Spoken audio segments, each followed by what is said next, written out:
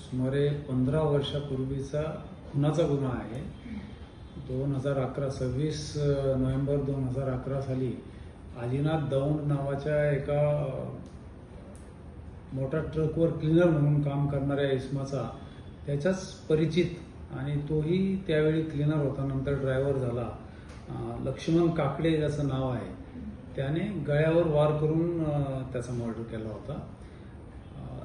कारण असं होतं की एक किरकोळ 1000 रुपयाच्या देण्या घेण्याच्या वादातून त्यांचा वाद होता आणि त्यामधून त्याने तो मर्डर केला होता 2011 साली. त्यानंतर तत्कालीन तपासी अधिकारी आणि सर्व पोलिसांनी त्याचा शोध घेतला, परंतु हा जो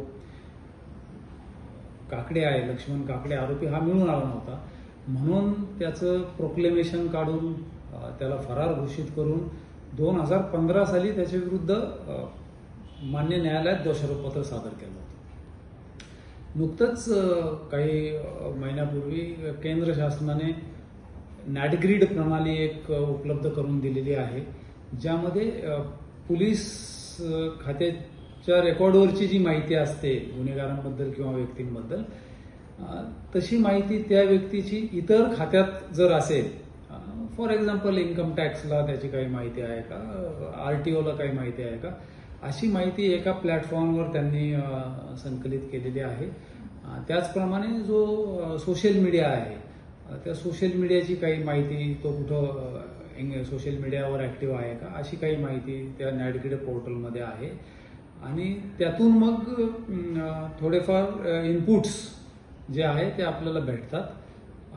म्हणून आम्ही जे हे गंभीर गुन्ह्यातले जे आरोपी होते, आमचे मान्य पोलीस आयुक्त मिलिंद भारंबे सर आणि additional CP Deepak Sakore, DCP crime Amit Kale यांच्या मार्गदर्शनाखाली आपण जे गंभीर गुन्ह्यातील पाहिजे आरोपी आहेत, फरारी आरोपी आहेत आणि जेलमधून पॅरोलवर बाहेर पडल्यानंतर जे आरोपी ज्यांनी पॅरोल जम्प केलेला आहे, अशा सर्व आरोपींची माहिती आम्ही नॅटग्रीड प्रणालीद्वारे मिळवत होतो. त्यामध्ये या एका इसमाचे आम्हाला काही इनपुट्स भेटले.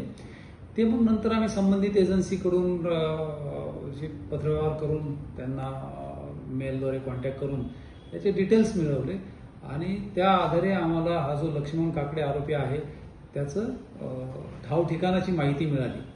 त्यानुसार आमचे सेंट्रल युनिट क्राईम ब्रँचचे सिनियर PI सुनील शिंदे, त्यांचे सहकारी API कोकरे, API भोसले आणि कॉन्स्टेबल्स यादव आणि पाटील यांनी त्याला पुणे जिल्ह्यातील त्याच्या ठाव ठिकाणाच्या ठिकाणी जाऊन तिथून त्याला अटक केली. अशा प्रकारे 15 वर्षानंतर एक खुनाचा गुन्हा या नॅटग्रीड प्रणालीमुळे उघडकीस आणण्यात नवी मुंबई गुन्हे शाखेला यश आलेलं आहे. ही घटना नेमकी सर कुठे घडली होती? ही घटना APMC पोलीस स्टेशनच्या हद्दीमध्ये घडली होती, सेक्टर 19 मध्ये. हे दोघेही मी सांगितल्याप्रमाणे ट्रकवर क्लीनर होते आणि त्यांच्या आपसातल्या वादातून सेक्टर 19 APMC या ठिकाणी घडली होती आणि त्याचा खुनाचा गुन्हा जो आहे तो देखील APMC पोलीस स्टेशनलाच दाखल होता. आताही पुढील तपास जो आहे आता आरोपी अटकेनंतरचा, तो APMC पोलीस स्टेशनच करत आहे.